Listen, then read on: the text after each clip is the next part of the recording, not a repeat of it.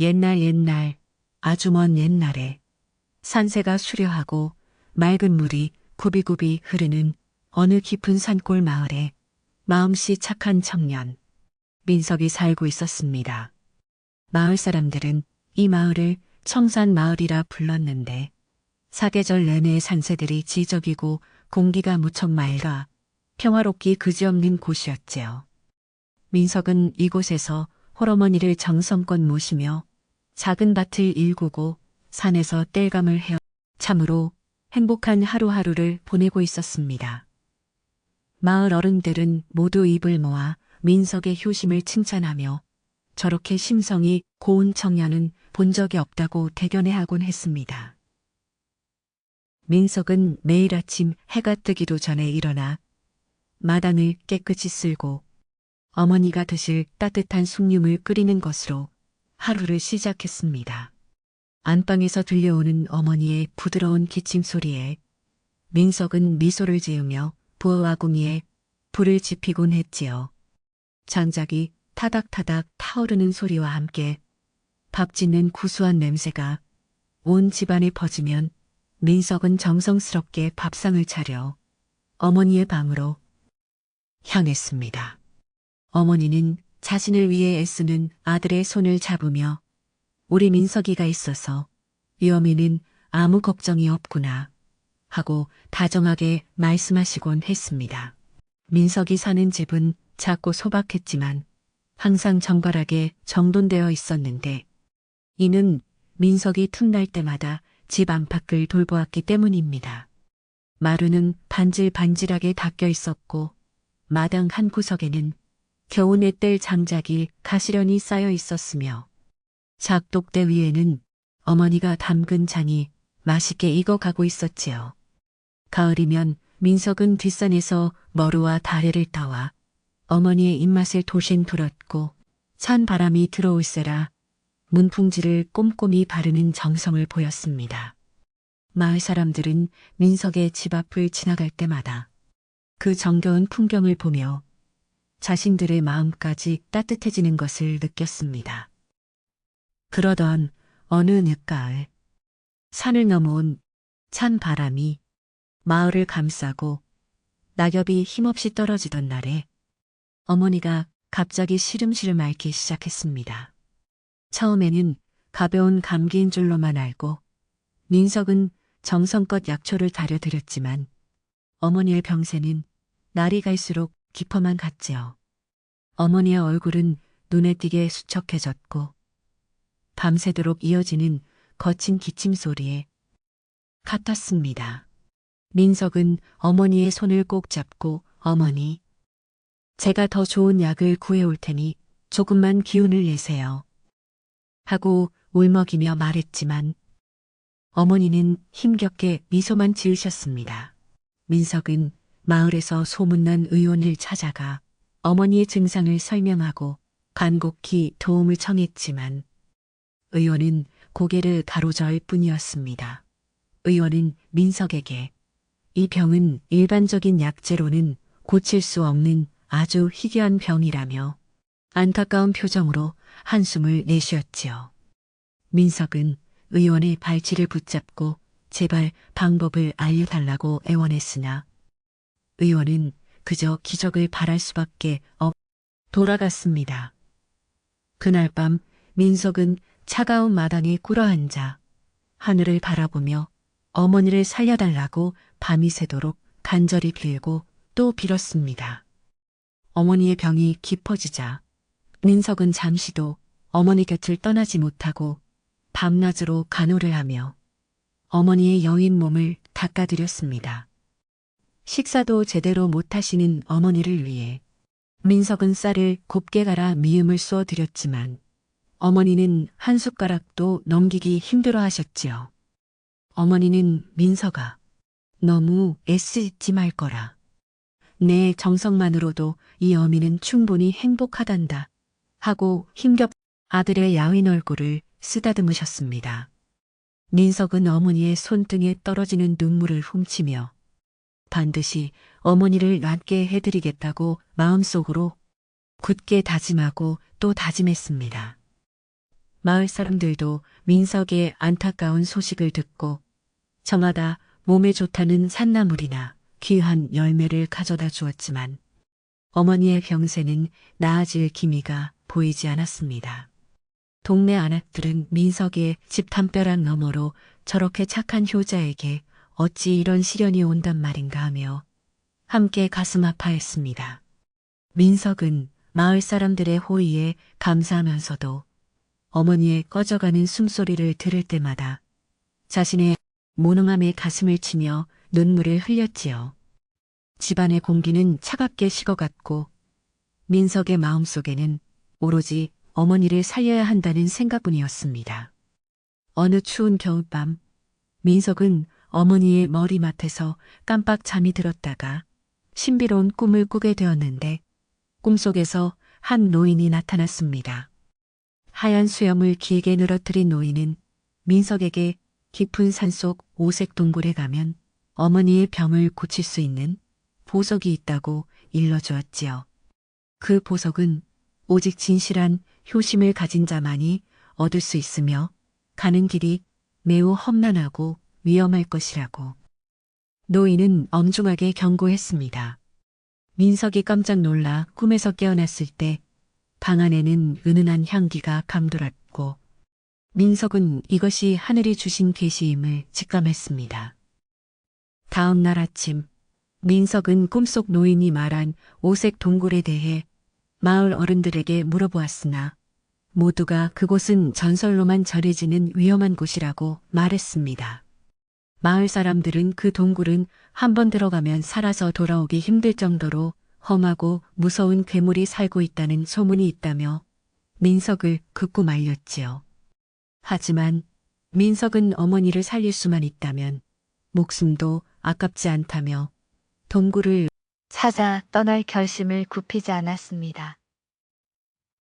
민석은 잠든 어머니의 얼굴을 찬찬히 들여다보며 반드시 보석을 구해오겠다고 낮은 목소리로 약속하며 짐을 챙기기 시작했습니다. 민석은 어머니가 깨어나 걱정하실까봐 옆집 아주머니에게 잠시 어머니를 부탁하고는 이른 새벽에 길을 나섰습니다. 보따리에는 어머니가 낫기를 바라는 간절한 마음과 약간의 주먹밥, 그리고 낡은 집신 몇 켤레만을 담았을 뿐 무기는 하나도 없었지요. 마을 어귀를 지나 산길로 접어드는 민석의 발걸음은 무거웠지만 어머니의 얼굴을 떠올릴 때마다 다시금 엄싹을 옮겼습니다. 찬설이가 내린 길은 미끄럽고 험난했지만 민석의 머릿속에는 오로지 오색 동굴을 찾아야 한다는 이념으로 가득 차 있었습니다. 짚은 산속으로 들어갈수록 길은 점점 좁아지고 우거진 나무들이 하늘을 가려 낮인데도 숲속은 어두컴컴하기만 했습니다. 민석은 가시덩굴에 긁혀 옷이 찢어지고 손발이 피투성이가 되었지만 아픔을 느낄 새도 없이 부지런히 산을 오르고 또 올랐지요. 바람은 날카로운 칼날처럼 민석의 뺨바닥을 스치고 지나갔고 이름 모를 산짐승의 울음소리가 등 뒤에서 들려와 간담을 서늘하게 했습니다. 하지만 민석은 어머니가 앓고 계신 방 안의 차가운 기운을 생각하며 자신의 두려움을 꾹 누르고 험한 바위산을 기어 올라갔습니다. 산맥을 하나 넘고 또 하나를 넘자 눈앞에는 안개가 자욱하게 깔린 깊은 계곡이 나타났는데 그 너머로 신비로운 빛이 감도는 산봉우리가 보였습니다. 민석은 저곳이 분명 노인이 말한 오색 동굴이 있는 곳일 거라 확신하며 차가운 계곡물에 발을 담그고 조심스럽게 건너기 시작했습니다. 얼음처럼 차가운 물이 뼛속까지 시리게 했지만 민석은 이를 악물고 한 걸음 나아가 마침내 건너편 기슭에 닿을 수 있었지요. 젖은 옷이 얼어붙어 몸이 떨려왔지만 민석은 쉴 틈도 없이 다시 산 위를 향해 묵묵히 걸음을 재촉했습니다. 한참을 걷다 보니 어느덧 해는 뉘엿뉘엿치고 새능성이 너머로 붉은 노을이 번지기 시작했는데 민석의 눈앞에 거대한 동굴 입구가 나타났습니다. 그 동굴 입구에서는 빨강, 노랑, 파랑 등 다채로운 빛깔의 기운이 은은하게 뿜어져 나오고 있어 마치 다른 세상의 문처럼 보였습니다. 민석은 가슴이 두근거리는 것을 느끼며 동굴 앞에 멈춰서서 어머니를 기도를 드린 후 조심스럽게 안으로 발을 들여놓았습니다. 동굴 안은 밤보다 따뜻한 기운이 돌았지만 동시에 정체를 알 수 없는 거대한 압박감이 민석의 온몸을 휘감았습니다. 동굴 벽면에는 신비로운 광석들이 박혀 있어 횃불이 없어도 길을 비추어 주었으나 길은 미로처럼 복잡하게 얽혀 있어 길을 잃기 십상이었습니다. 민석은 벽을 짚으며 천천히 안으로 들어갔고 공기 중에는 달콤하면서도 서늘한 향기가 섞여 있어 정신을 아득하게 만들었지요.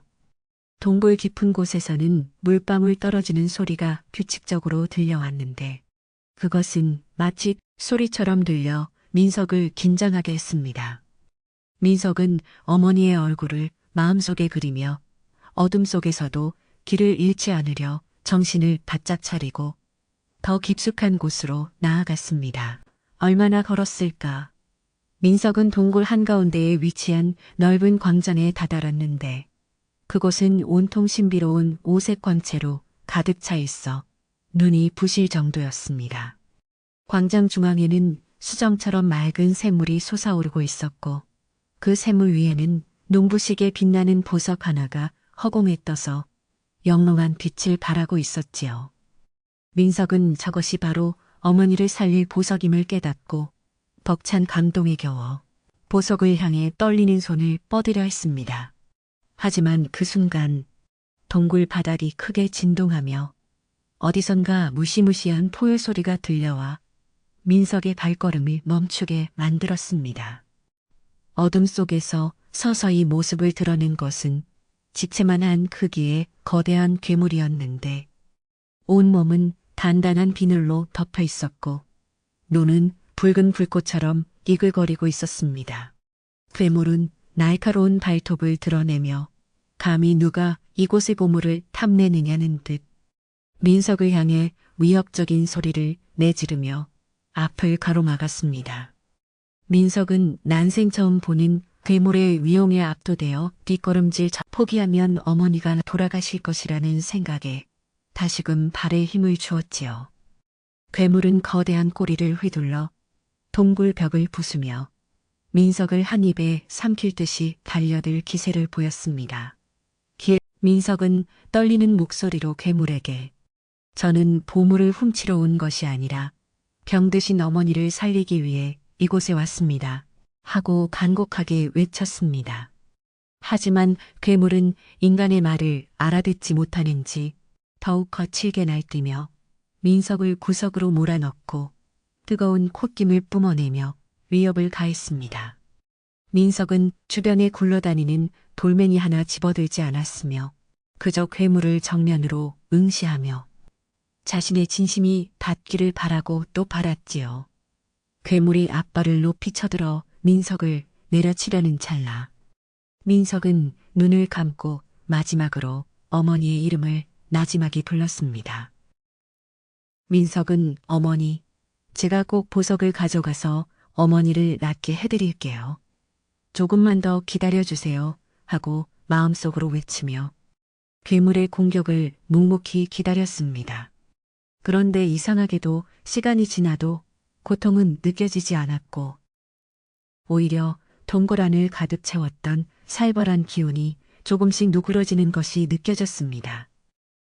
민석이 조심스럽게 눈을 뜨자 방금 전까지 자신을 죽일 듯 괴물이 멈춰서서 민석의 얼굴을 가만히 들여다보고 있었지요. 괴물의 붉은 눈에는 분노 대신 묘한 슬픔과 호기심이 서려 있는 것 같아 민석은 잠시 의아한 생각이 들었습니다. 민석은 다시 한번 용기를 내어 괴물에게 다가가 무릎을 꿇고 저는 어머니를 위해서라면 제 목숨도 아깝지 않습니다. 제발 어머니를 살릴 수 있게 도와주세요. 하고 눈물로 호소했습니다. 민석의 눈에서 떨어진 눈물이 동굴 바닥에 닿자 신비로운 오색빛이 더욱 환하게 빛나며 괴물의 몸을 부드럽게 감싸 안기 시작했지요. 괴물은 민석의 진심, 나오는 순수한 기운에 동요하는 듯 으르렁거리던 소리를 멈추고 낮게 신음했습니다. 무력으로 괴물을 이기려 했던 수많은 사람과 달리 민석의 무기는 오로지 어머니를 향한 지극한 사랑뿐이었습니다. 동굴 안을 떠돌던 날카로운 기운이 사라지자 오색 보석은 민석의 머리 위로 천천히 내려와 그의 손바닥 위에 부드럽게 내려앉았습니다. 보석은 따뜻한 온기를 머금고 있었으며 민석의 지친 몸과 마음을 어루만져 주는 것 같은 신비로운 힘을 가지고 있는 것 같았지요. 괴물은 보석을 얻은 민석을 향해 고개를 낮게 숙여 경의를 표하는 듯한 몸짓을 보이고는 속으로 서서히 모습을 감추었습니다. 민석은 이것이 꿈인지 생시인지 분간할 수 없었지만 손 안에 꽉 쥐어진 보석의 감촉을 느끼며 감사의 눈물을 펑펑 흘렸습니다. 보석을 품에 소중히 아는 민석은 이제 어머니에게 돌아갈 수 있다는 생각에 가슴이 터질 듯한 기쁨을 느끼며 서둘러 동굴을 빠져나오기 시작했습니다. 나가는 길은 들어올 때보다 훨씬 밝고 선명하게 보였으며 민석의 발걸음은 마치 구름 위를 걷는 것처럼 가볍고 경쾌하기만 했지요. 동굴 밖으로 나오자 차가웠던 겨울바람도 어느덧 부드러워진 것 같았고 하늘의 별들은 민석의 귀환을 축복하듯 더욱 밝게 빛나고 있었습니다. 민석은 잠시도 지체하지 않고 어둠이 깔린 산길을 내려가며 집에서 기다리고 계실 어머니를 향해 쉬지 않고 달렸습니다. 마을로 돌아가는 길은 여전히 멀고 험했지만 민석의 마음속에는 희망의 등불이 활활 타오르고 있어 피곤함조차 잊은 채 산맥을 넘고 계곡을 건넜습니다. 민석은 보석이 든 주머니를 가슴에 꼭 대고 어머니, 조금만 기다리세요. 이제 거의 다 왔습니다. 하고 혼잣말을 하며 밤새 길을 재촉했지요. 새벽서리가 하얗게 내린 들판을 지나 드디어 멀리 저 풍경이 보이기 시작하자 민석의 눈시울은 다시금 붉게 달아올랐습니다. 마을 어귀에 커다란 느티나무가 민석을 반겨주는 듯했고 민석은 마지막 힘을 다해 자신의 집을 향해 힘차게 뛰어갔습니다. 마당에 들어서자 집 안은 고요하기만 했고 문틈으로 새어나오는 희미한 불빛만이 어머니가 살아계심을 알려주고 있어 민석은 안도의 한숨을 내쉬었습니다. 민석은 방 안으로 들어가 어머니의 수척한 얼굴을 확인하고는 보석을 꺼내 정성스럽게 물에 씻어 어머니의 입술에 조심스럽게 가져다 대었지요. 보석에서 흘러나온 신비로운 오색 광채가 어머니의 곧이어 기적 같은 변화가 어머니의 몸에서 일어나기 시작했습니다. 어머니의 창백했던 얼굴에 혈색이 돌기 시작하고 거칠었던 숨소리가 한결 평온해지는 것을 보며 민석은 방바닥에 엎드려 통곡했습니다. 민석의 어머니가 기적처럼 자리를 털고 일어나 앉으시자 청산 마을의 아침은 이전과는 전혀 다른 생기로 가득 차기 시작했습니다. 민석은 밤새 어머니의 곁을 지키느라 피곤할 법도 했지만 어머니의 맑아진 눈동자와 화색이 도는 얼굴을 보며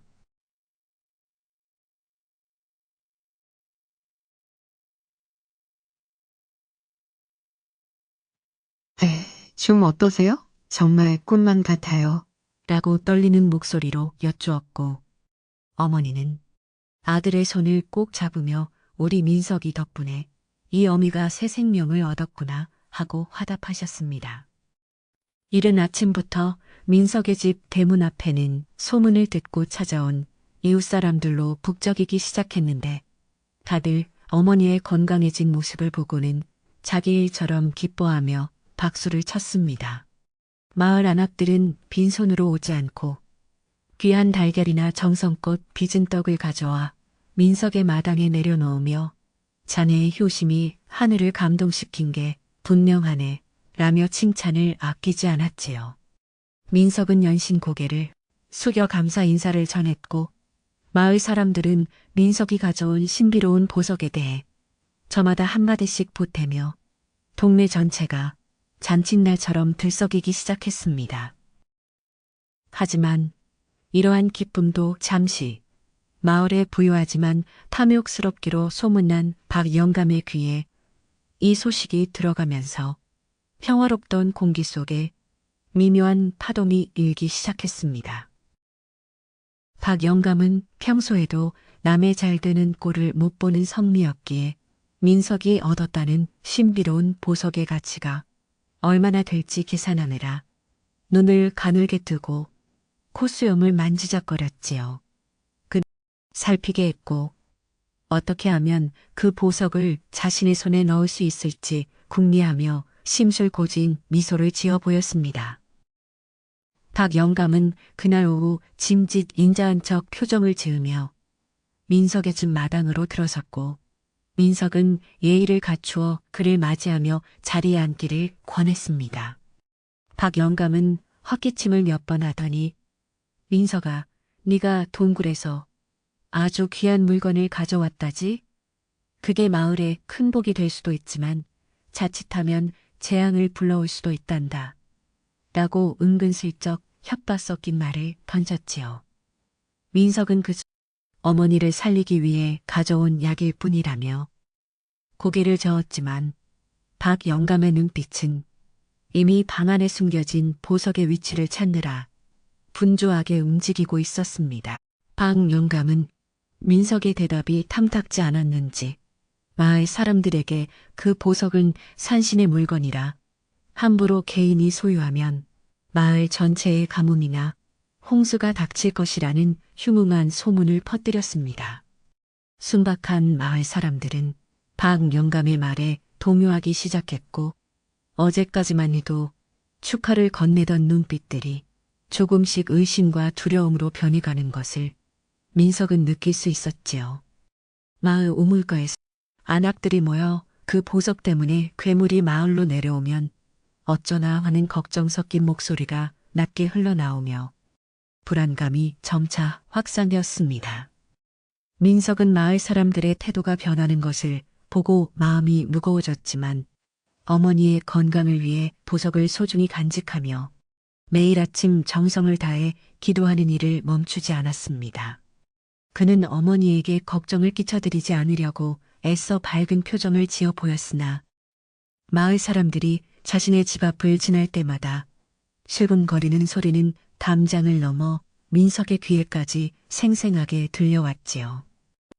민석은 진심을 다해 행동하면 오해가 풀릴 것이라 믿었지만 사람들의 마음속에 심어진 두려움의 씨앗은 박 영감의 교활한 말들에 의해 점점 자라나고 있었습니다.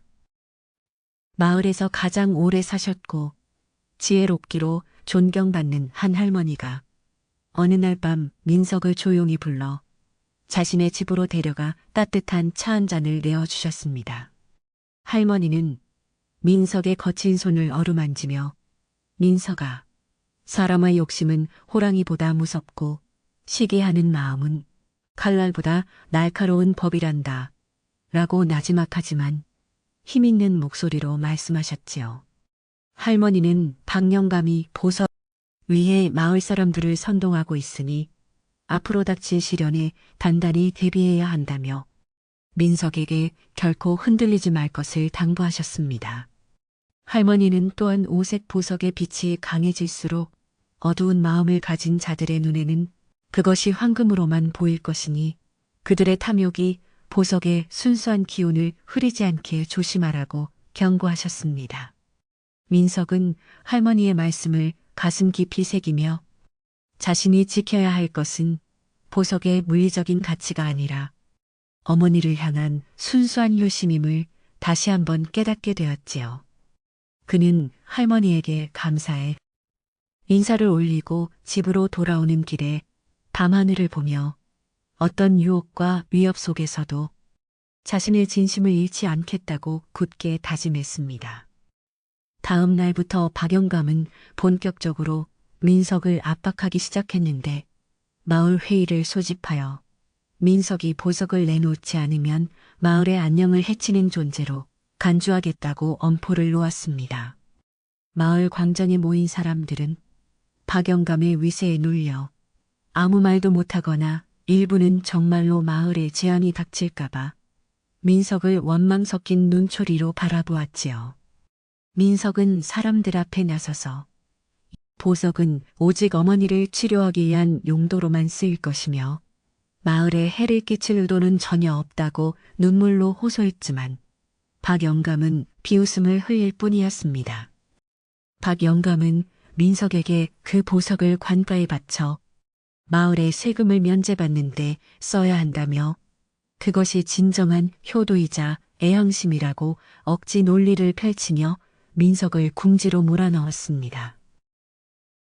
민석은 어머니의 생명줄과도 같은 보석을 권력자들의 손에 넘길 수 없었기에 담호하게 거절했고 이로 인해 마을 분위기는 걷잡을 수 없이 험악해지기 시작했지요. 영감의 꽃에 넘어가 민석의 집 대문 앞에 모여들어 보석을 내놓으라고 소리를 지르며 위협적인 분위기를 조성하기에 이르렀습니다. 민석은 집안에서 문을 걸어 잠그고 어머니를 안심시키려 애썼지만 밖에서 들려오는 거친 고함에 어머니의 얼굴은 다시금 창백해졌고 몸을 파르르 떨기 시작하셨습니다. 어머니는 아들아, 나 때문에 네가 고초를 겪는구나. 차라리 그 보석을 저들에게 주고 마음 편히 살자꾸나 하고 힘없이 말씀하시며 아들의 옷자락을 붙잡으셨지요. 민석은 어머니의 손을 꼭 잡으며 어머니, 걱정 마세요. 제 진심이 저들에게 닿으면 분명 모든 오해가 풀릴 것입니다. 라고 말하며 어머니를 다독였지만 그의 마음속도 타들어가기는 매한가지였습니다. 박영감은 여기서 멈추지 않고 민석이 동굴에서 괴물과 내통하여 보석을 훔쳐왔다는 말도 안 되는 괴소문을 퍼뜨려 마을 사람들로 하여금 민석을 요괴의 자식처럼 여기게 만들었습니다. 아이들은 민석의 집벽에 돌을 던지기 시작했고 예전에 친하게 지내던 친구들도 이제는 길에서 민석을 만나면 고개를 돌려 피하며 이렇게 차갑게 변할 수 있다는 사실에 큰 충격을 받았지만 그럴수록 보석을 쥐고 어머니의 곁을 더욱 굳건히 지키며 인내의 시간을 보냈습니다. 밤이 되면 민석의 집마당에는 박영감이 보낸 하인들이 몰래 잠입하여 보석을 훔치려 시도했지만 보석에서 뿜어져 나오는 신비로운 빛이 그들의 눈을 멀게 하여 매번 실패로 돌아갔습니다. 하인들은 겁에 질려 돌아가 박영감에게 그 보석에는 정말로 신비한 힘이 있어 접근할 수 없다고 보고했고 박영감의 탐욕은 그럴수록 더욱 불타올라 직접 행동에 나서기로 결심했지요. 그는 마을 사람들을 선동하여 횃불을 들고 민석의 집을 포위하게 했으며 보석을 내놓지 않으면 집에 불을 지르겠다는 극단적인 협박까지 서슴지 않았습니다. 어둠 속에서 수많은 횃불이 민석의 집 주위를 붉게 물들였고 박영감의 고함은 산골 마을의 고요를 깨트리며 짐승의 울부짖음처럼 흉포하게 울려 퍼졌습니다. 민석은 방 안에서 정성껏 보석을 닦으며 보석에 깃든 따뜻한 기운이 마을 사람들의 차가운 마음을 녹여주기를 간절히 기도하고 또 기도했습니다. 그는 보석을 손에 쥐고 밖으로 나갈 결심을 굳혔는데 이는 싸우기 위함이 아니라 자신의 진심을 보여줌으로써 이 소란을 잠재우고 어머니를 지키기 위한 마지막 선택이었습니다. 민석이 천천히 방문을 열고 마당으로 나가자 횃불을 든 마을 사람들이 일제히 그를 향해 욕설을 퍼부으며 금방이라도 달려들듯이 기세를 높였습니다. 박 영감은 비열한 웃음을 지으며 자, 이제 그 보석을 내놓아라. 그러면 너와 네 어미의 목숨만은 살려주마라고 외치며 손을 뻗었지만 민석은 보석을 가슴에 품고 흔들림 없는 눈빛으로 군중을 응시했지요. 주변으로 은은한 오색 광채가 퍼져나가기 시작하자 거칠게 몰아치던 사람들의 목소리가 조금씩 잦아들며 묘한 정적이 마당을 가득 채우기 시작했습니다.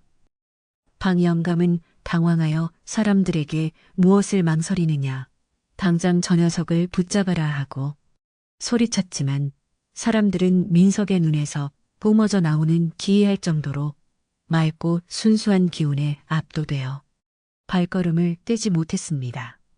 민석은 낮은 목소리로 여러분, 저는 오로지 어머니의 병을 고치고 싶었을 뿐입니다.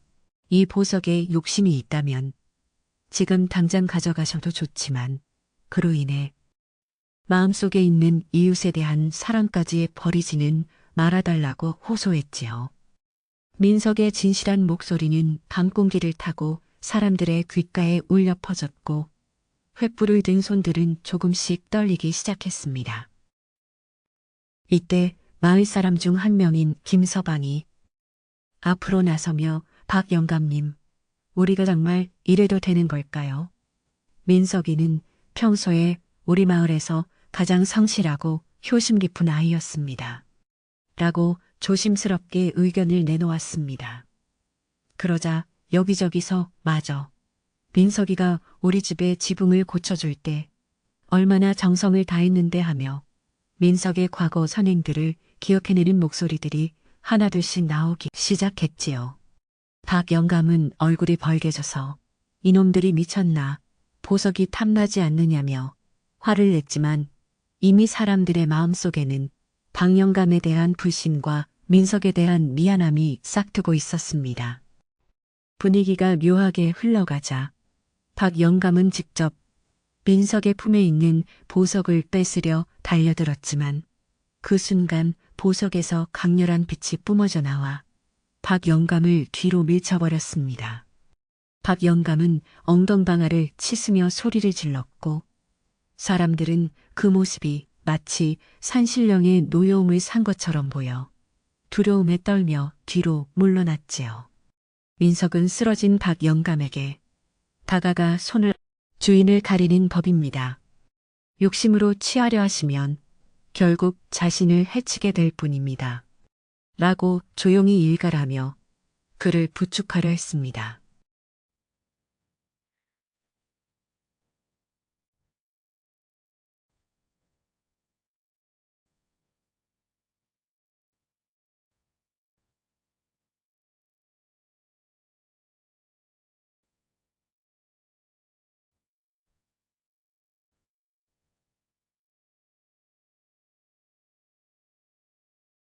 박 영감은 민석의 손을 거칠게 뿌리치고는 분에 못 이겨 씩씩거리며 자리에서 일어나 자신의 집으로 도망치듯 사라져 버렸고 남겨진 마을 사람들은 민석을 보며 고개를 숙였습니다. 사람들은 자신들이 잠시 욕심에 눈이 멀어 효자인 민석을 핍박했다는 사실에 부끄러움을 느끼며 횃불을 하나둘씩 끄고 미안하다는 인사를 건네며 흩어지기 시작했지요.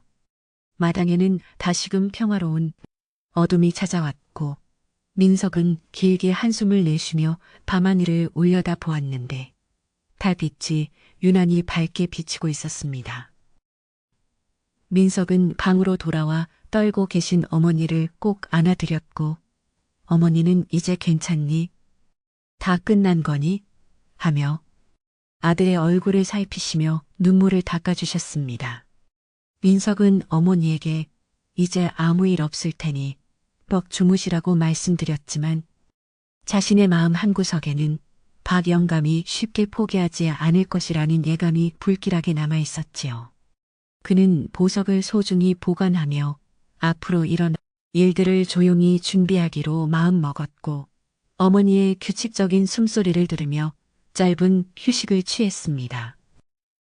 마을은 다시 조용해진 듯 보였으나 박 영감은 자신의 집에서 분노를 사귀며 더 큰 음모를 꾸미고 있었는데 이번에는 관가의 군졸들을 매수하여 민석을 반역죄로 몰아세울 계획을 세웠습니다.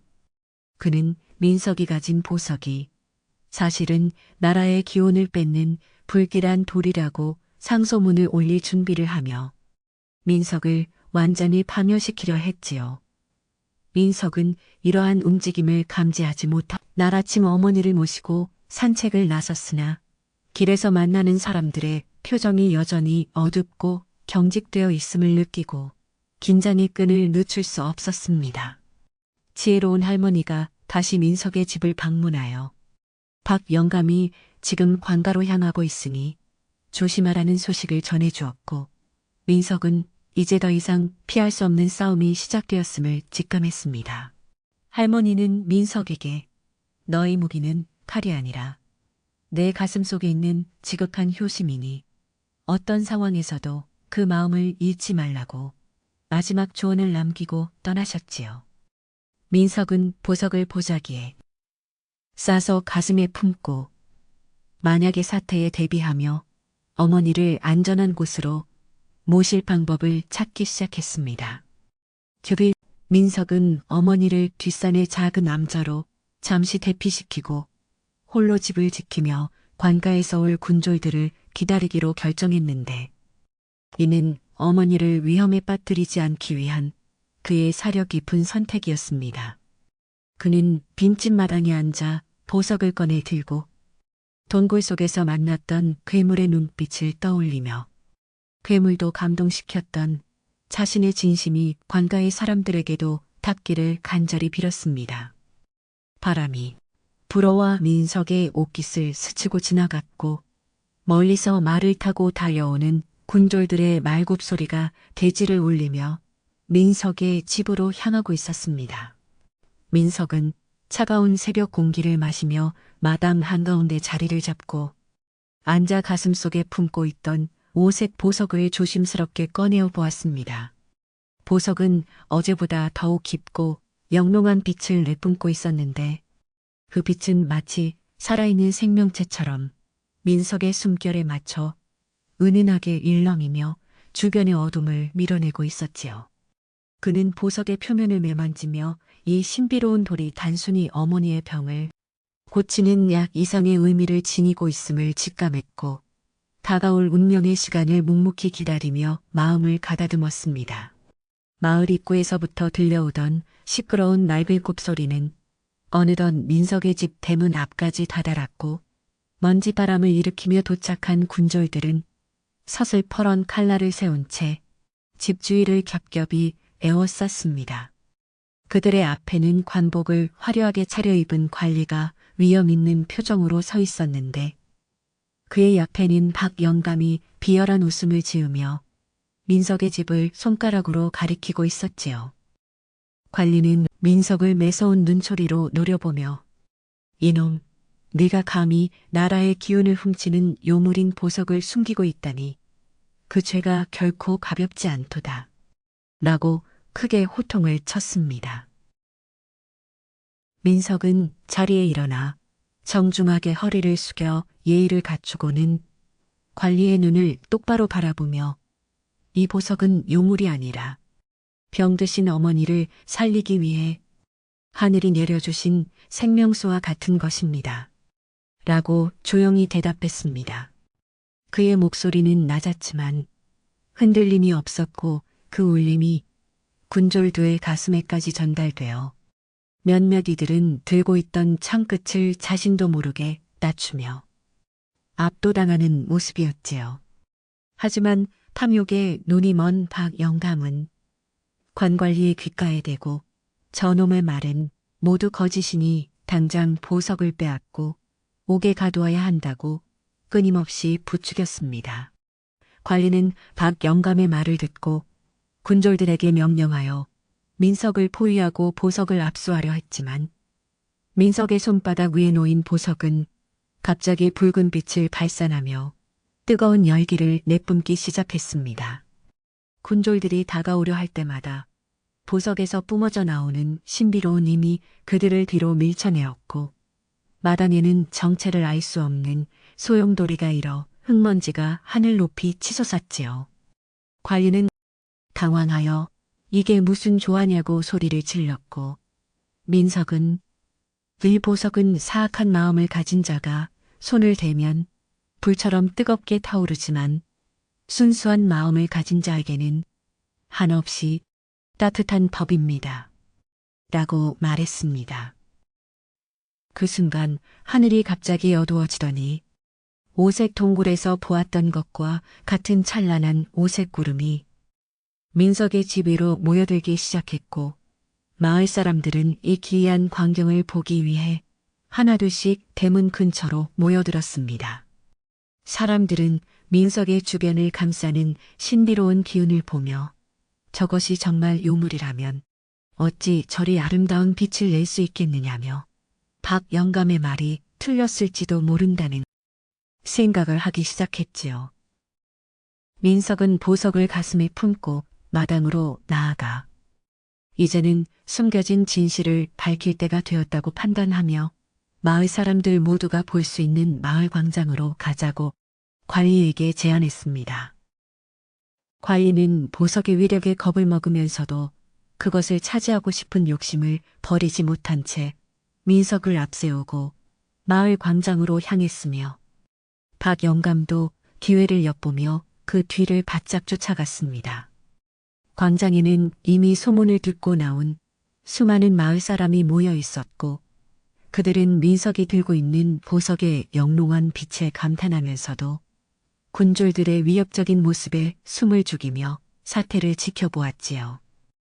민석은 광장 중앙의 높은 바위 위에 올라가 보석을 높이 치켜들었고 그 순간 보석은 마을 전체를 비출 만큼 강렬한 오색 광채를 사방으로 뻗어나가게 했습니다. 민석은 군중을 향해 여러분, 이 보석은 제 효심에 감동한 동굴의 수호자가 제게 허락한 선물이며 결코 마을의 재앙을 부르는 요물이 아닙니다. 라고 외치며 보석의 매력을 조곤조곤 설명하기 시작했습니다.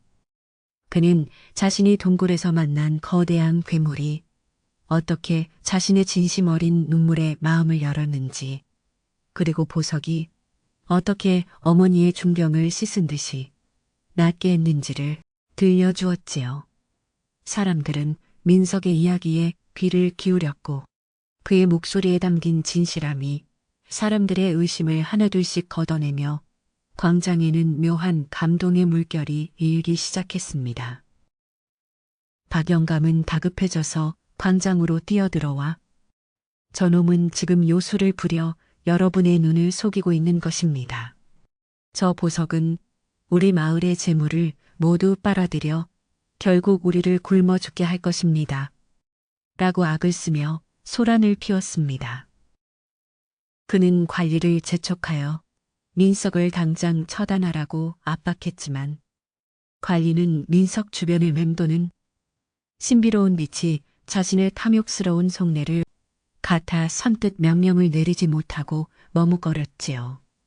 이때 마을에 병든 노파 한 명이 부축을 받으며 앞으로 나와 민석아, 네 보석이 정말 병을 고친다면 내 이 고질병도 한번 만져줄 수 있겠느냐며 간곡히 청했습니다. 민석은 기꺼이 노파에게 다가가 보석을 그녀의 고분등에 살며시 갖다 대었고 그 순간 보석에서 맑은 물방울 같은 빛의 조각들이 노파의 몸속으로 스며드는 것을 모든 사람이 목격하게 되었습니다. 노파는 갑자기 몸이 가벼워지는 것을 느끼며 허리를 곧게 펴더니 아이고, 평생 나를 괴롭히던 통증이 씻은 듯이 사라졌구나 라며 기쁨의 눈물을 흘리며 춤을 추기 시작했지요. 이 기적 같은 광경을 본 마을 사람들은 일제히 탄성을 질렀고 박 영감의 주장이 새빨간 거짓말이었음을 확신하며 그를 향해 비난의 눈초리를 보내기 시작했습니다. 관리는 이 놀라운 광경을 보고도 욕심을 버리지 못해 저것은 나라의 보물로 지정되어야 하니 당장 내놓으라고 소리치며 직접 민석의 손에서 보석을 뺏으려 달려들었지만 보석은 다시 한번 거부의 빛을 발했습니다. 관리의 손이 보석에 닿으려는 찰나 보석은 마치 얼음처럼 차가운 기운을 내뿜어 관리의 손을 꽁꽁 얼어붙게 만들었고 관리는 비명을 지르며 손을 부여잡고 고통스러워했지요. 민석은 관리에게 보석은 권력이나 힘으로 얻을 수 있는 것이 아니라 오직 이웃을 사랑하고 부모에게 효도하는 마음만이 가질 수 있는 것입니다. 라고 따끔하게 일침을 가했습니다. 마을 사람들은 이제 민석의 편에 서서 박 영감과 관리의 탐욕을 꾸짖기 시작했고 군졸들조차 자신들이 지키려 했던 것이 정의가 아니라 탐욕이었음을 깨닫고 창을 거두어 민석에게 길을 터주었습니다. 박 영감은 상황이 자신에게 불리하게 돌아가자 뒷걸음질을 치며 도망가려 했지만 성난 마을 사람들에 의해 가로막혔고 그의 집 창고에 숨겨두었던 부정한 재물들에 대한 소문까지 터져나오며 궁지에 몰리게 되었지요. 민석은 혼란스러운 광장의 분위기를 차분하게 가라앉히며 이제 모든 오해가 풀렸으니 더 이상의 다툼은 멈춰달라고 정중하게 부탁했습니다.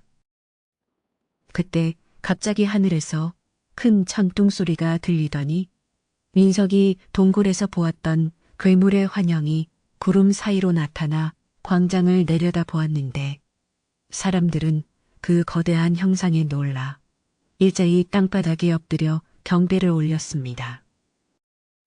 괴물의 형상은 민석을 향해 부드러운 눈길을 보낸 뒤 박 영감을 향해 한번 크게 포효했는데 그 소리에 박 영감은 정신을 잃고 기운이 한순간에 정화되는 듯 했지요. 괴물은 오색 보석의 빛과 하나가 되어 공중으로 솟구치더니 이내 비가 되어 대지를 적셨고 그 비를 맞은 사람들은 마음속에 응어리가 녹아내리는 신비한 경험을 했습니다. 비가 그친 뒤 하늘에는 커다란 무지개가 떠올라 마을 전체를 축복하듯 감싸 안았고 민석은 자신의 가슴 속에 보석이 원래의 따뜻한 온기로 돌아온 것을 느끼며 안도의 한숨을 내쉬었습니다. 관리는 자신의 잘못을 뉘우치며 민석에게 용서를 빌었고 마을 사람들은 민석의 효심이 마을을 지켜냈다며 그를 진정한 영웅으로 대접하며 환호성을 질렀지요. 이제 산사에 계신 어머니를 모시러 가야겠다고 마음먹으며 감사의 인사를 전한 뒤 사람들의 배웅을 받으며 뒷산을 향해 힘차게 발걸음을 옮겼습니다. 산길을 오르는 민석의 마음은 그 어느 때보다 가벼웠으며 숲속의 새들도 민석의 승리를 축하하듯 아름다운 노래를 불러주어 그의 여정을 더욱 즐겁게 만들어 주었습니다. 그는 암자에 도착하여 기다리고 계시던 어머니를 뵙고 어머니, 이제 모든 일이 잘 해결되었습니다. 마을 사람들도 모두 이해해 주셨으니 걱정 마세요. 라고 말씀드리며 어머니를 따뜻하게 어머니는 아들의 얼굴을 어루만지며 장하다.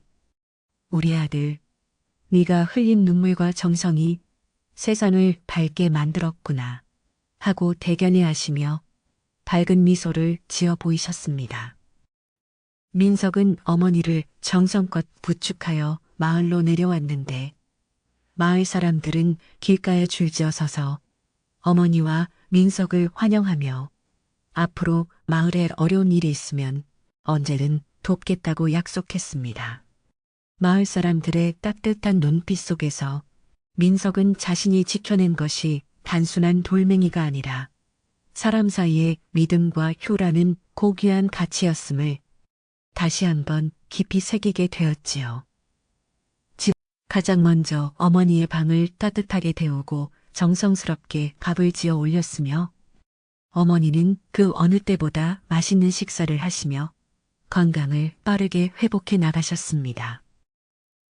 한편 박 영감은 그날 이후 정신이 나가 허공을 보고 헛소리를 하며 지내게 되었는데 사람들은 그가 보석의 신비로운 힘에 의해 자신의 추악한 내면을 마주하게 된 벌이라고 수군거렸습니다. 그의 집 창고에 쌓여있던 곡식들은 마을의 가난한 이들에게 나누어졌고 박 영감의 가족들도 그의 잘못을 대신 사죄하며 마을 사람들과 화해하기 위해 노력하는 모습을 보였다. 탐욕이 사라진 마을에는 다시금 평화로운 일상이 찾아왔고 민석의 효심 이야기는 이웃 마을에까지 널리 퍼져나가 많은 이들의 가슴을 울리는 귀감이 되었습니다. 어느 날 저녁 민석은 마당에 앉아 보석을 꺼내 보았는데 보석은 예전처럼 강한 빛을 내지는 않았지만 밤하늘의 별빛처럼 잔잔하고 평온한 광채를 띠고 있었습니다. 그는 보석이 이제 자신의 역할을 다했음을 느끼며 이것을 다시 동굴로 돌려보내야 할지 고민했지만 문득 보석에서 들려오는 듯한 수호자의 목소리를 듣게 되었지요. 목소리는 이 보석은 내 곁에서 마을의 등불이 되어줄 것이니 소중히 간직하라고 일러주었고 민석은 보석을 비단 보자기에 싸서 집안의 가장 신성한 곳에 정성껏 보관하기로 했습니다. 계절이 바뀌어 겨울이 지나고 따뜻한 봄바람이 불어오자 민석의 집 앞마당에는 이름 모를 오색꽃들이 활짝 피어나 향긋한 내음을 풍기며 지나는 이들의 발길을 멈추게 했습니다. 마을 사람들은 그 꽃들이 민석의 보석에서 나온 기운을 받아 피어난 것이라 믿으며 그곳을 효의 상징으로 여겼고 아이들은 그 꽃밭에서 뛰놀며 부모님께 효도하겠다는 다짐을 하고 여전히 아침 일찍 일어나 어머니의 머리맡을 살피고 밭으로 나가 구슬땀을 흘리며 일하는 성실한 청년으로 살아가며 마을 사람들의 두터운 신망을 얻었습니다. 하지만 마을의 평화가 깊어갈수록 일부에서는 여전히 그 보석의 신비로운 힘을 이용해 큰 부를 얻고자 하는 타지 사람들의 은밀한 방문이 이어져 민석의 경계심은 조금도 늦춰지지 않았습니다. 민석은 그들에게 보석의 힘은 오직 누군가를 살리고자 하는 간절한 마음에서만 나온다고 설명하며 돌려보냈지만 그들의 눈에 서린 욕심을 볼 때마다 인간의 본성에 대한 안타까움을 느끼기도 했지요. 그는 이 보석을 지키는 것이 곧 마을의 평화를 지키는 길임을 깨닫고 자신을 더욱 낮추며 겸손한 자세로 하루하루를 소중히 채워나갔습니다. 하루는 길을 가던 노승이 민석의 집 앞에 멈춰서서 집 안에서 뿜어져 나오는 상서로운 기운을 보며 허허, 이 집에 나라를 구할 효자가 살고 있구려 하고 칭찬을 아끼지 않았습니다. 노승은 민석에게 보석의 광채는 사람의 마음가짐에 따라 금이 되기도 하고 돌이 되기도 하니 항상 마음의 거울을 맑게 닦으라고 조언하며 지팡이를 짚고 산 너머로 호련히 사라졌지요.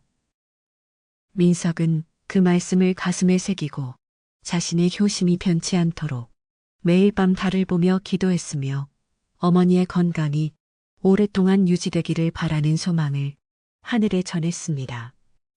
어느덧 어머니는 병의 흔적을 전혀 찾아볼 수 없을 정도로 활기차게 마을 일을 도우셨고 가끔은 민석과 함께 산에 올라 산나무를 캐며 옛날 이야기를 들려주시는 등 행복한 노후를 보내셨습니다.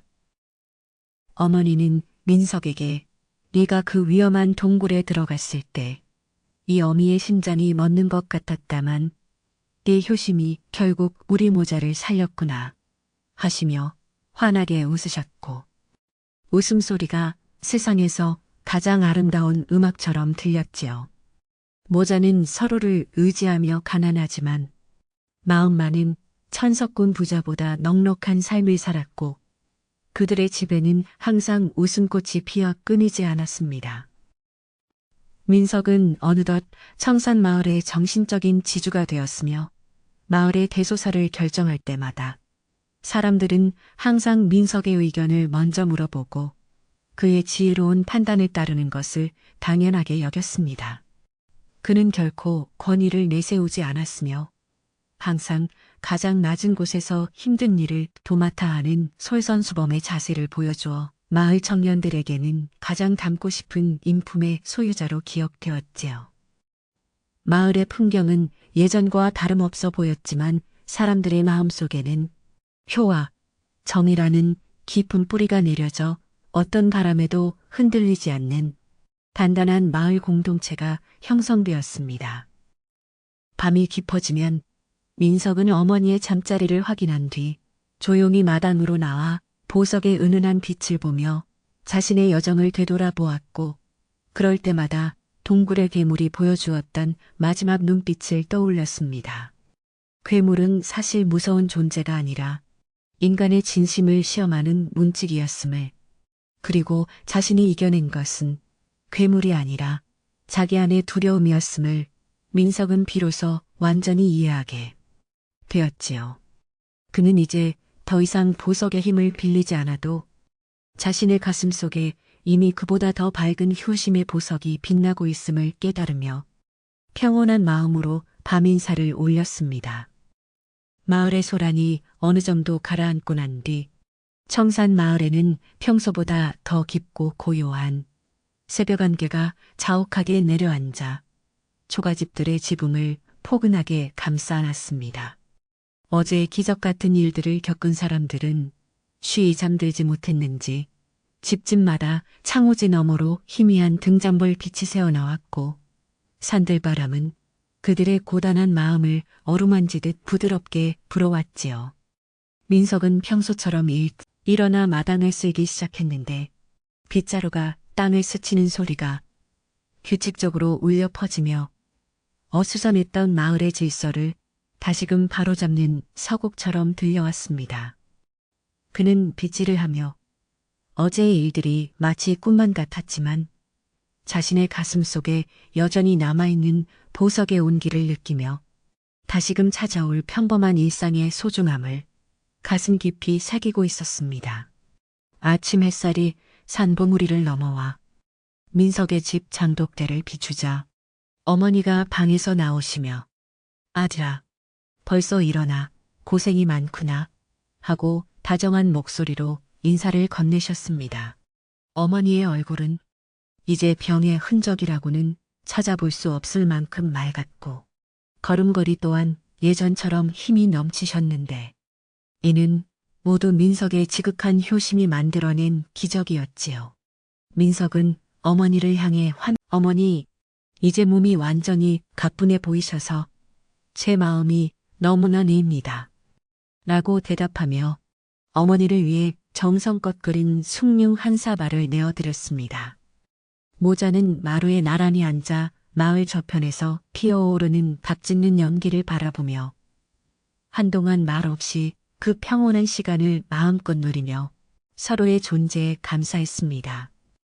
하지만 마을 광장에는 여전히 어제의 여운이 가시지 않았고 고을 사또가 이 신비로운 사건을 직접 조사하기 위해 관군들을 거느리고 마을로 행차한다는 소식이 들려왔습니다.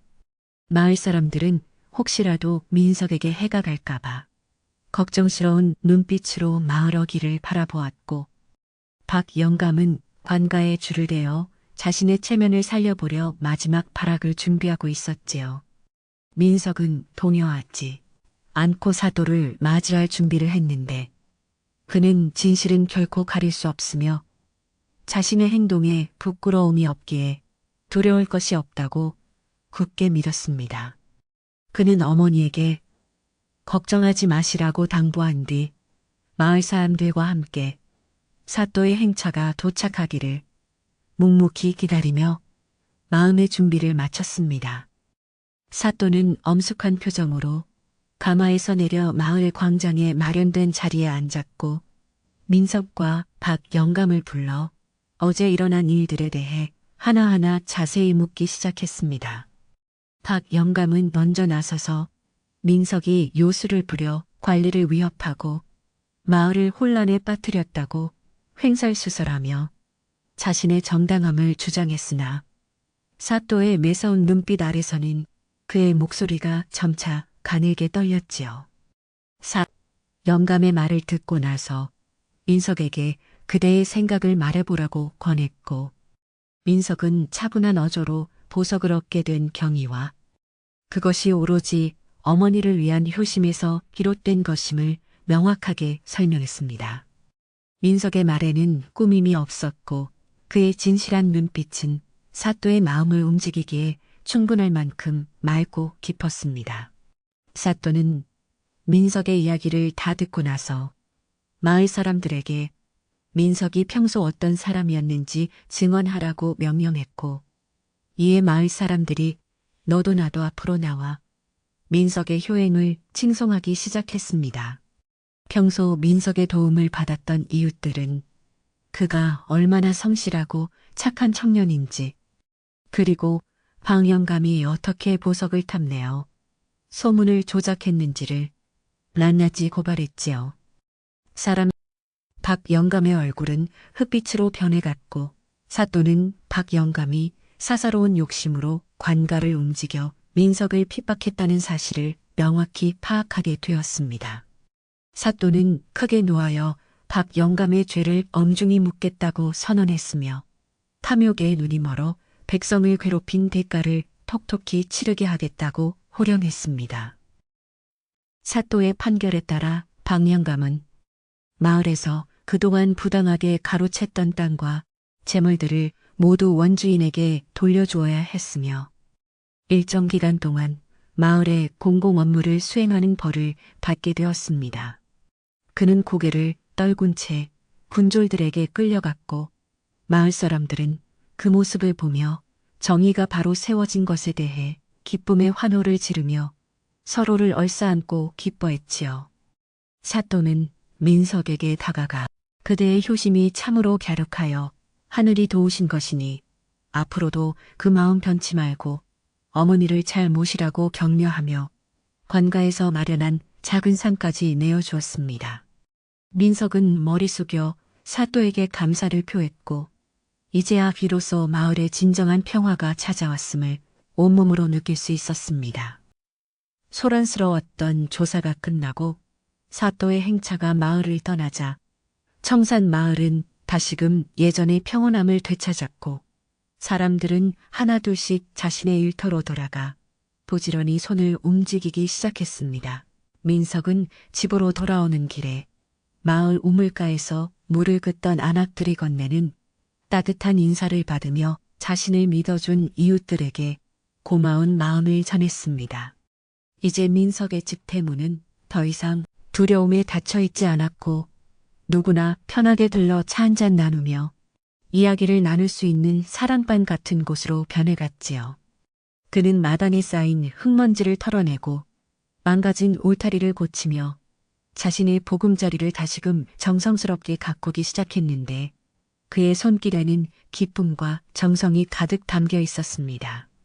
민석은 어머니와 함께 부엌에 앉아 저녁 식사를 준비했는데 아궁이에서 타오르는 불꽃이 어머니의 밝은 얼굴을 비추어 더욱 따스한 분위기를 자아냈습니다. 어머니는 나무를 묻히며 아들아, 이제 정말 우리 식구 마음 편히 밥 먹을 수 있게 되었구나 하시며 행복한 미소를 지으셨고 민석은 어머니의 손을 잡으며 네 어머니, 이제 모든 걱정은 산 너머로 날려보내세요 라고 답했지요. 구수한 된장찌개 냄새가 온 집안에 퍼지며 그동안의 긴장과 피로를 말끔히 씻어주었고 모자는 소박하지만 세상에서 가장 맛있는 저녁상을 마주하며 서로의 건강과 행복을 빌었습니다. 밥을 먹는 내내 민석은 어머니의 밥 위에 생선살을 발라 올려드렸고 어머니는 그런 아들의 마음이 기특해 눈시울을 붉히기도 했습니다. 마을의 지혜로운 할머니가 민석의 집을 방문하여 박 영감이 떠난 자리에 새로운 희망이 피어나고 있으니 너희 효심을 등불 삼아 마을을 잘 이끌어가라고 덕담을 건네주셨습니다. 할머니는 맑은 물에는 물고기가 모여들고 바른 마음에는 복이 깃드는 법이란다. 라고 한 문장으로 깊은 울림을 주며 민석의 어깨를 토닥여 주셨지요. 민석은 할머니의 말씀을 자신이 가진 보석의 힘보다 더 중요한 것은 사람들과 나누는 정과 사랑임을 다시금 깨닫게 되었습니다. 그는 마을 사람들과 함께 무너진 공회당을 수리하고 길을 닦으며 마을의 발전을 위해 앞장섰고 사람들은 그런 민석을 믿고 따르며 마을 공동체는 더욱 단단해졌습니다. 해가 지고 어둠이 찾아오자 민석은 마당 한구석에 놓인 평상에 앉아 밤하늘에 총총히 박힌 별들을 바라보며 지나온 험난했던 여정을 조용히 반추해 보았습니다. 동굴 속의 어둠과 괴물의 포효, 그리고 박영감의 위협까지 모든 순간들이 이제는 하나의 아름다운 이야기처럼 느껴졌고 그 시련들이 자신을 더욱 강하게 만들었음을 알게 되었지요. 그는 보석을 꺼내 위에 올려 두었는데 보석은 이제 과시적인 빛을 내지 않고 마치 은은한 달빛처럼 부드러운 기운을 내뿜으며 민석의 마음을 평온하게 가라앉혀 주었습니다.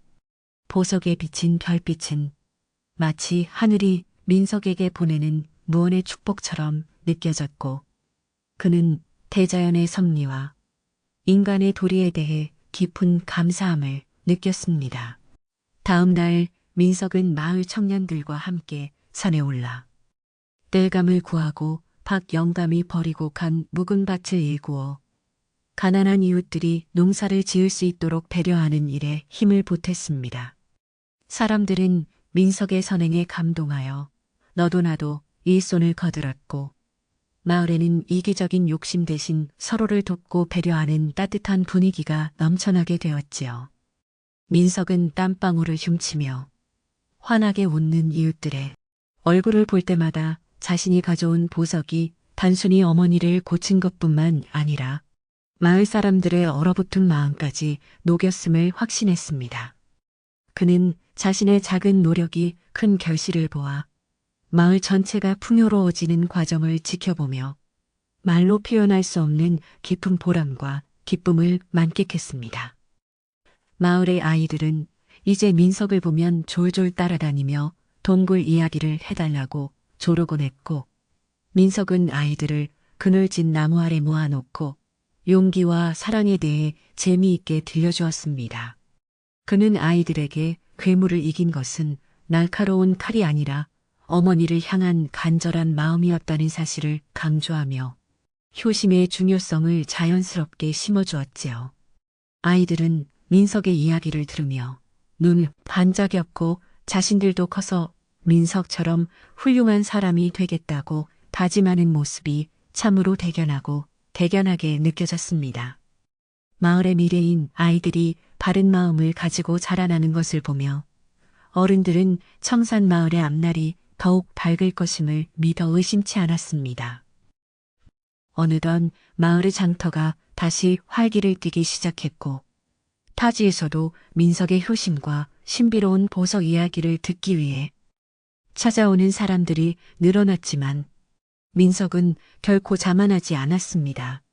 그는 찾아오는 이들에게 보석을 보여주기보다는 따뜻한 밥 한 끼를 대접하며 사람 사는 도리에 대해 이야기해 주었고 방문객들은 민석의 인품에 감동하여 돌아갔지요. 보석은 이제 민석의 집안 깊숙한 곳에 보관되어 있었지만 그 기운은 온 마을로 퍼져나가 병든 이에게는 희망을, 슬픈 이에게는 위로를 주는 보이지 않는 수호신의 역할을 톡톡히 해내고 있었습니다. 민석은 명성이 높아질수록 더욱 낮은 자세로 이웃을 섬겼고 그의 겸손함은 마을 사람들 사이에서 오랫동안 칭송받는 전설이 되었습니다. 민석은 어머니와 함께 가끔씩 마을 뒷산에 올라 신선한 공기를 마시며 산책을 즐겼는데 그때마다 멀리 보이는 오색 동굴의 반향을 보며 감사의 묵념을 올리곤 했습니다. 그곳에서의 시련이 없었다면 지금의 평화가 얼마나 소중한지 알지 못했을 것이며 어머니의 건강 또한 이토록 소중하게 느껴지지 않았을 것이기 때문이지요. 어머니는 아들의 든든한 팔을 잡고 걷으며 이 산천초목이 모두 우리 민석이를 지켜보고 있구나 하시며 대견해 하셨고 민석은 어머니의 따뜻한 체온을 느끼며 이 순간이 영원하기를 바랐습니다. 산새들은 모자의 앞길을 축복하듯 지저귀었고 맑은 시냇물 소리는 그들의 발걸음에 맞춰 경쾌한 장단을 맞추며 산 아래로 흘러갔습니다. 마을의 공동 우물을 청소하는 날 민석은 누구보다 먼저 도착하여 소매를 걷어붙이고 우물 안에 이끼를 닦아내며 마을 사람들과 함께 굵은 땀방울을 흘렸습니다. 깨끗해진 우물 속에서 맑은 물이 솟구쳐 오르는 것을 보며 사람들은 우리 마을의 정이 이 물처럼 끊이지 않고 솟아나길 바란다며 서로의 손을 꼭 맞잡았지요. 민석은 시원한 우물물 한 사발을 들이켜며 가슴속 깊이 스며드는 청량감에 미소를 지었고 이 물이 마을 사람들의 목마름을 죽여주듯 자신의 효심이 사람들의 메마른 마음을 적셔주기를 바랐습니다. 협동의 가치를 몸소 실천하는 민석의 모습은 마을의 결속력을 더욱 강화했고 청산마을은 인근에서 가장 살기 좋은 마을로 소문이 자자해졌습니다. 민석은 장터에서 사온 예쁜 꽃인 한 켤레를 어머니의 방 앞에 몰래 놓아두었는데 다음날 아침 그 꽃신을 발견한 어머니의 얼굴에는 소녀 같은 수줍은 미소가 피어올랐습니다.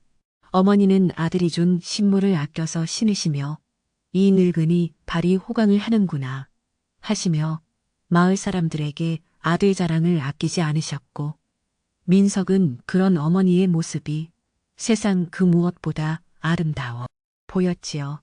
사소한 선물 하나에도 진심을 담아 전하는 민석의 태도는 마을 사람들에게 큰 영감을 주었고 마을 곳곳에서는 가족 간의 작은 선물을 나누는 정겨운 모습들이 자주 눈에 띄게 되었습니다.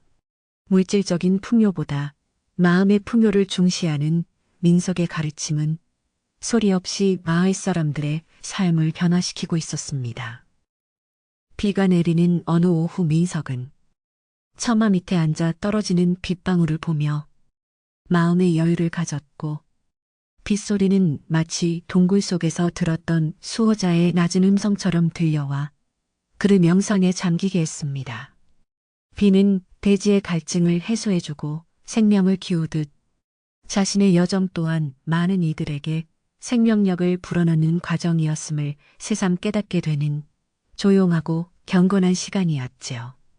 그는 빗소리에 천하지막이 노래를 흥얼거렸는데 그 노래 가사에는 어머니에 대한 사랑과 고향 땅에 대한 애정이 듬뿍 담겨 있어 지나는 이들의 마음을 촉촉하게 적셔주었습니다. 비온 뒤 맑게 갠 하늘처럼 민석의 마음도 한결 정화되어 더욱 밝고 맑은 기운을 뿜어내며 주변을 환하게 밝혔습니다. 마을 사람들은 이제 민석의 집 마당에 모여 다가올 가을 수확을 준비하며 서로의 농사일을 돕기로 약속했고 민석은 사람들에게 따뜻한 술과 음식을 내어주며 화합의 장을 마련했습니다. 서로의 고충을 들어주고 기쁨을 나누는 과정에서 쌓였던 오해와 갈등은 눈 녹듯 사라졌고 민석은 이 모든 화합의 중심에서 소리 없이 봉사하며 자신의 자리를 묵묵히 지켰지요.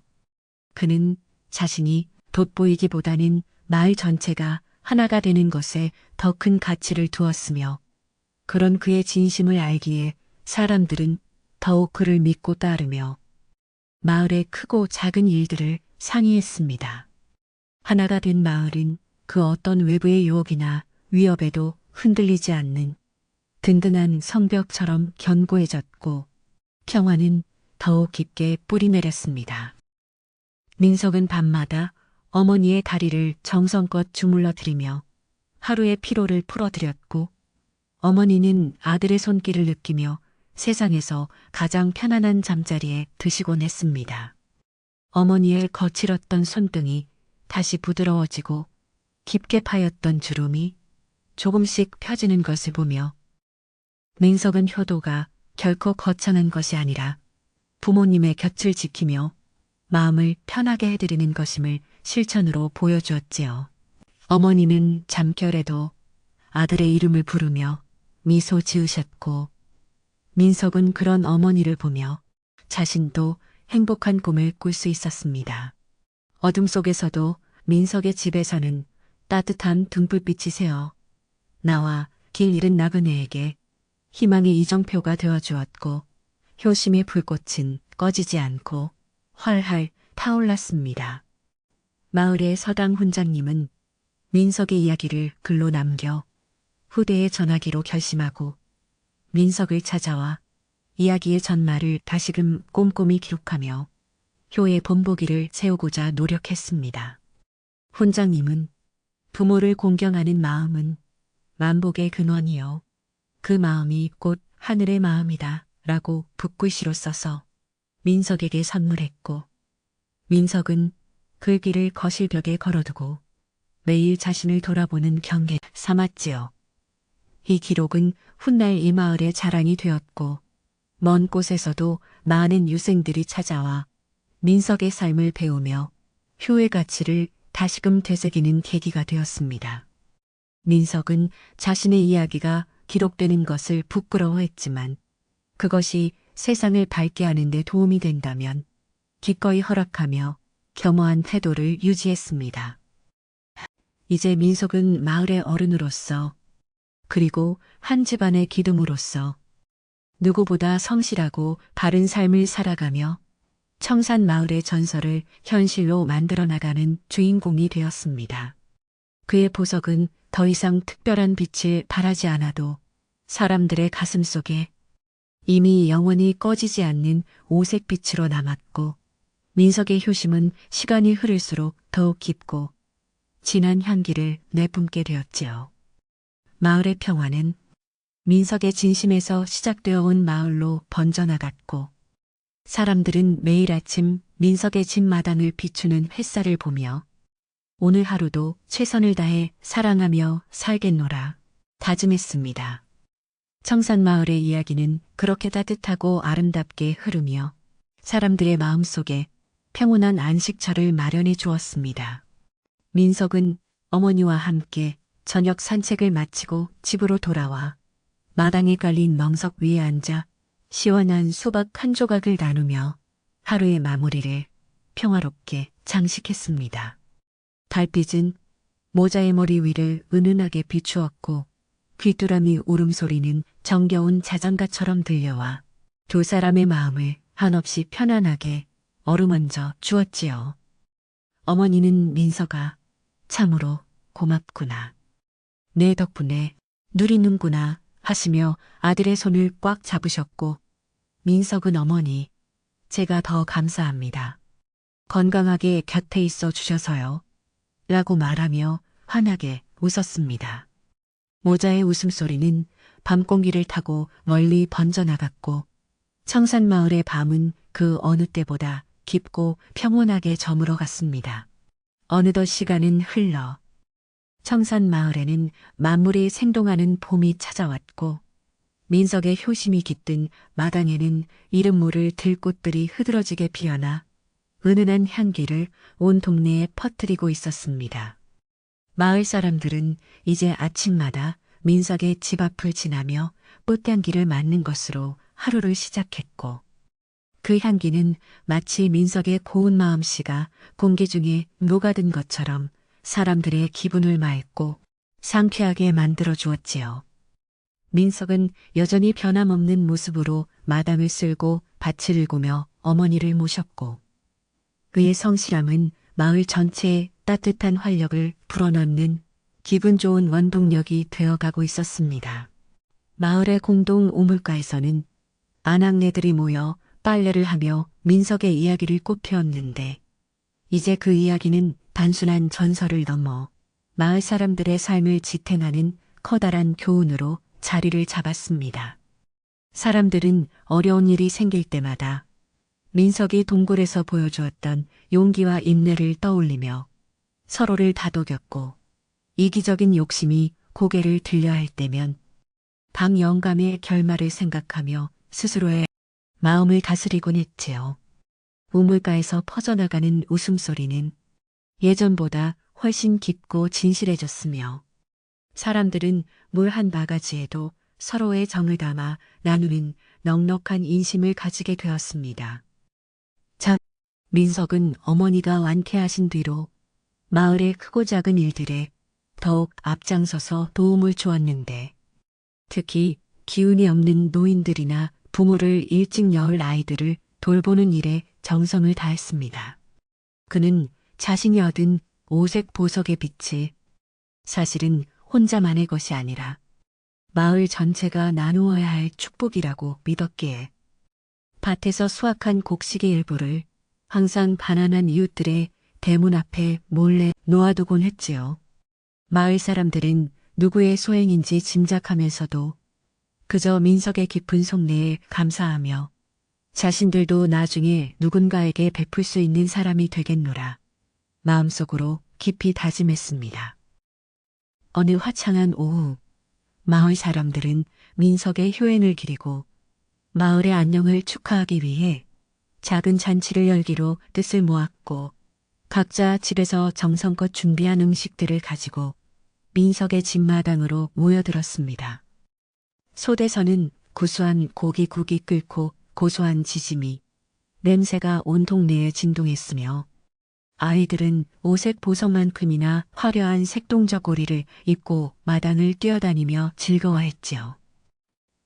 민석의 어머니는 잔치의 주인공으로서 상석에 앉아 이웃들의 축하를 받으셨는데 그 얼굴에는 세상 그 어떤 보석보다도 밝고 화사한 행복의 미소가 가득 피어올라 보는 이들의 마음을 뭉클하게 했습니다. 잔치 도중 마을의 최고 어른인 훈장님께서 일어나 술잔을 높이 들고는 민석을 바라보며 진정한 무기는 손에 든 칼이 아니라 가슴에 품은 사랑이며 그 사랑이 괴물도 녹이고 세상도 밝히는 법이다. 라고 큰 목소리로 칭송하셨습니다. 사람들은 박수를 치며 민석의 이름을 연호했고 민석은 수줍게 웃으며 이 모든 것이 어머니의 보살핌과 이웃들의 믿음 덕분이라며 공을 돌리는 겸손한 모습을 보여주었지요. 잔치는 해가 질 때까지 이어졌고 마을 사람들은 노래와 춤으로 하나가 되어 그동안의 시련을 털어내고 새로운 희망을 노래하며 잊지 못할 행복한 시간을 보냈습니다. 박 영감 또한 잔치 언저리에서 조용히 나타나 자신의 지난 날을 진심으로 뉘우치며 민석과 어머니에게 정중하게 고개를 숙여 사죄의 뜻을 전했고 민석은 기꺼이 그의 손을 맞잡으며 용서의 마음을 보였습니다. 사람은 누구나 실수할 수 있지만 그것을 깨닫고 돌아오는 것이야말로 가장 용기 있는 행동이라며 민석이 박 영감을 감싸 안자 마을 사람들도 이웃으로 받아들였지요.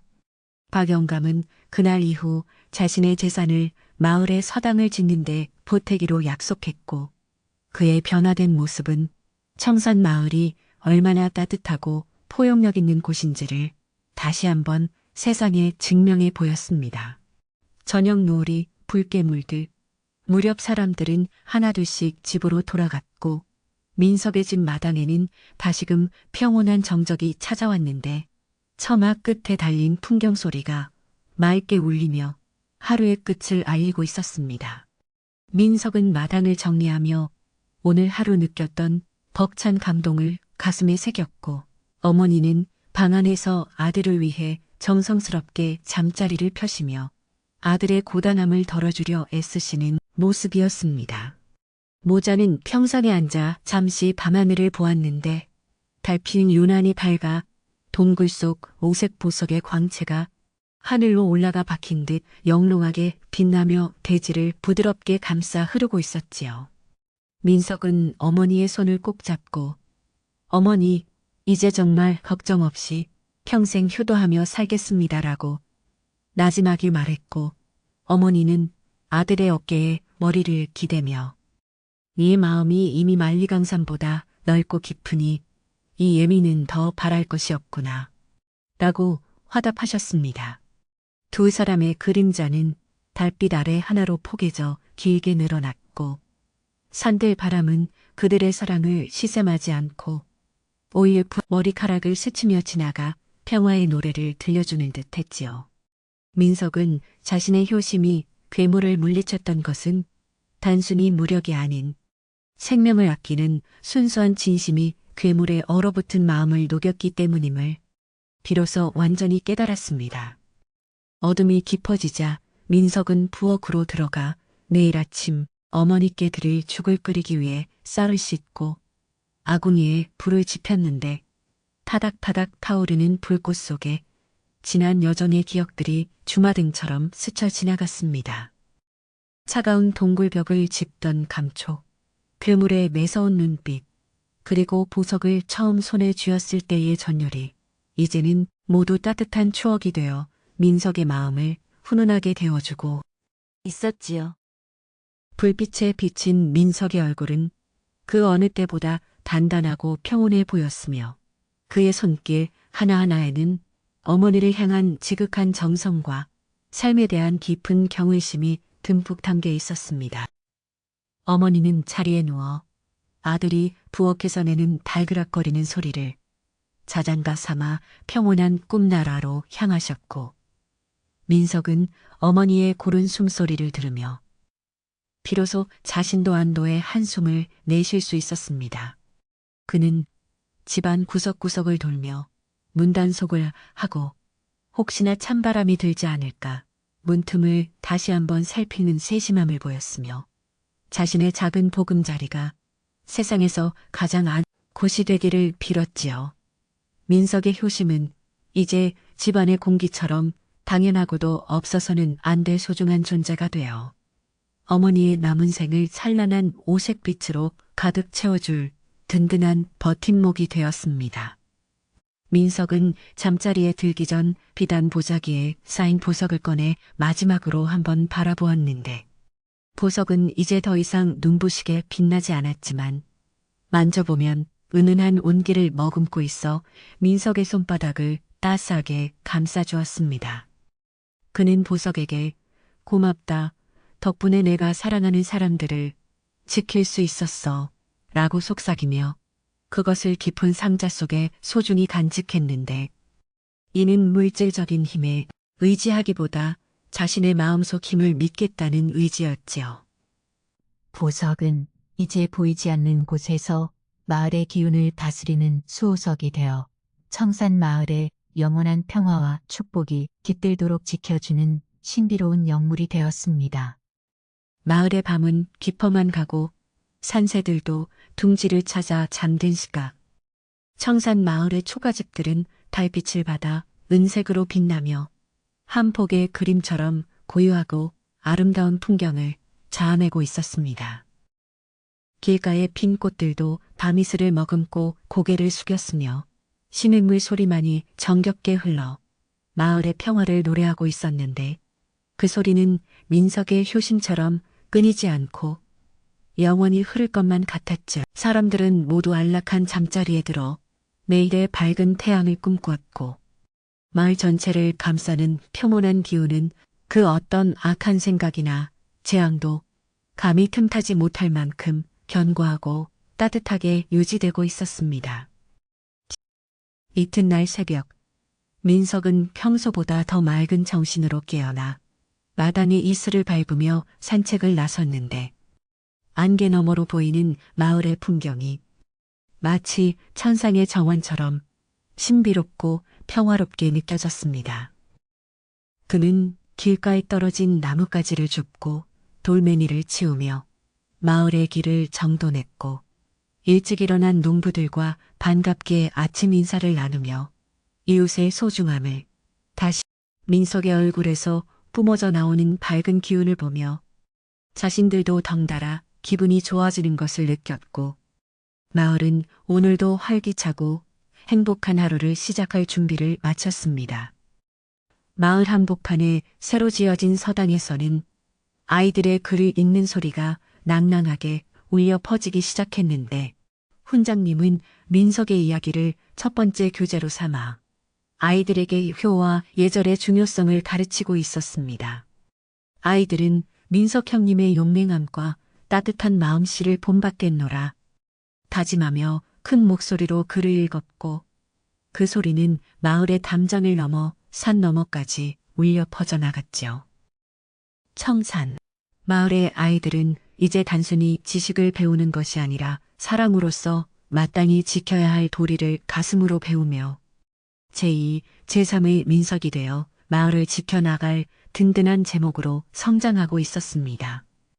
민석의 어머니는 이제 마을의 인자한 할머니가 되어 동네 아이들에게 옛날 이야기를 들려주며 맛있는 간식을 나눠주는 재미로 하루를 보내셨고 아이들은 할머니의 무릎을 베고 누워 신비로운 오색 동굴 이야기를 듣는 것을 가장 좋아했습니다. 어머니는 이야기를 마칠 때마다 무서운 괴물보다 더 강한 것은 바로 너희들의 예쁜 마음이란다 라고 끝을 맺으셨고 아이들은 그 말씀을 가슴 깊이 새기며 서로를 아끼고 사랑하는 마음을 키워갔지요. 민석의 효심에서 시작된 작은 불씨가 이제 마을 전체를 밝히는 커다란 등불이 되어 사람들의 영혼을 따뜻하게 위로하고 있었습니다. 세월이 흘러도 청산 마을의 오색 보석 이야기는 퇴색되지 않고 더욱 빛을 발하며 인근 마을로 또 저 멀리 도성에까지 전해져 나라 전체에 효도의 바람을 일으키는 계기가 되었습니다. 임금님께서도 이 이야기를 전해 들으시고 민석의 효심에 감동하여 마을에 효자문을 세워주셨으며 마을 사람들은 이를 커다란 영광으로 여기며 더욱 화목하게 지내기 위해 노력했지요. 민석은 나라의 상을 받고도 조금도 거만해지지 않았으며 오직 자신의 어머니를 편안히 모시는 일에만 전념하여 진정한 효자의 본보기가 무엇인지를 평생에 걸쳐 몸소 보여주었습니다. 어느덧 가을이 깊어 수확의 계절이 돌아오자 마을 들판은 황금빛 물결로 넘실거렸고 민석의 노래는 예년보다 더 풍성한 이삭들이 고개를 숙여 풍년을 예고하고 있었습니다. 민석은 마을 사람들과 함께 품앗이를 하며 땀 흘려 일하는 즐거움을 만끽했고 새참으로 나온 시원한 막걸리 한 사발에 고단함을 씻어내며 풍성한 가을의 정취를 마음껏 누렸지요. 들판에서 농부들의 노랫소리는 풍년의 기쁨과 더불어 민석의 효심에 대한 찬사가 섞여 있어 청산 마을의 가을은 그 어느 해보다 풍요롭고 마음까지 넉넉해지는 결실의 계절이 되었습니다. 겨울이 찾아와 하얀 눈이 마을을 소복이 덮을 때면 민석은 어머니의 방에 군불을 넉넉히 떼어 방바닥을 따끈따끈하게 만들고 장터에서 사 온 속옷을 입혀드려 추위를 느끼지 않게 해드렸습니다. 모자는 화로에 고구마를 구워 먹으며 긴 겨울밤을 오순도순 이야기꽃으로 채워나갔고 창밖의 찬바람 소리도 방 안의 온기를 시샘하듯 잠시 머물다 사라지곤 했지. 청산 마을은 고요함 속에 깊은 잠에 빠져들었지만 민석의 집에서 새어나오는 따뜻한 불빛은 겨울밤의 어둠을 밀어내며 마을 사람들에게 변치 않는 사랑의 온기를 전해주고 있었습니다. 민석은 내일 저녁 어머니의 발을 따뜻한 물로 씻겨드리며 하루를 마무리했는데 어머니의 발에 새겨진 세월의 흔적을 매만질 때마다 가슴 한구석이 찡해오는 것을 느꼈습니다. 그는 어머니가 걸어온 고단한 삶의 길을 이제는 자신이 대신 걷겠다는 다짐을 하며 정성껏 발을 닦아드렸고 어머니는 그런 아들의 정성에 눈시울을 붉히며 고맙다는 말씀을 연신 되풀이하셨지요. 이 소박하지만 경건한 의식은 모자 사이의 신뢰를 더욱 단단하게 만들었으며 민석에게는 그 어떤 보물보다도 어머니의 편안한 발등을 보는 것이 가장 큰 행복이자 보람이었습니다.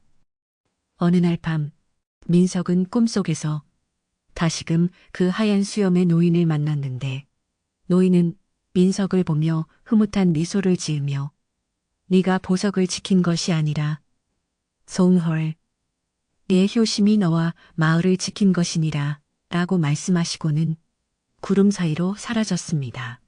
민석은 꿈에서 깨어나 가슴 위에 손을 얹고 자신의 내면에서 빛나고 있는 진짜 보석을 다시 한번 확인했으며 그것은 훨씬 밝고 따뜻한 사랑의 결정체였지요.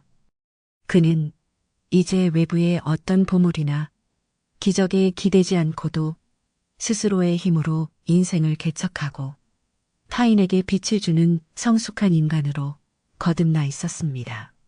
이제 청산 마을은 효와 정이 넘치는 지상의 낙원처럼 변모하여 지나는 나그네마다 한 번쯤 머물러 가고 싶은 평화로운 마을이 되었고 마을 사람들은 민석의 이야기를 통해 얻은 지혜를 후손들에게 보물처럼 물려주었습니다. 민석과 어머니는 오래도록 건강하게 만수무강하시며 마을의 산증인으로서 사람들의 존경을 한 몸에 받으셨고 그들의 삶은 그 자체로 하나의 동화가 되어 대대로 전해 내려오게 되었지요. 고요한 밤, 청산 마을의 지붕 위로 내리는 달빛은 지금도 민석의 효심을 기억하며 세상 모든 아들딸들에게 따뜻한 자장가를 들려주고 있는 듯합니다. 이야기를 마치는 지금 청산 마을의 밤은 여전히 깊고 평온하며 민석의 집 창가에는 어머니를 지키는 등불 하나가 꺼지지 않고 은은하게 빛나고 있습니다. 여러분도 이제 민석의 따뜻한 효심을 마음 한구석에 품고 세상에서 가장 편안한 베개를 베어 깊은 잠의 바다로 항해를 시작하시기 바랍니다. 꿈속에서는 여러분도 오색 보석을 찾아 떠나는 용감한 주인공이 되어 사랑하는 사람들을 지켜내는 아름다운 기적을 경험하게 될 것이며 그 기적은 내일 아침 여러분의 현실이 되어 찾아올 것입니다. 청산 마을의 맑은 공기와 민석의 미소가 여러분의 꿈길을 포근하게 지켜줄 테니 아무 걱정 말고 이제 그만 눈을 감으세요.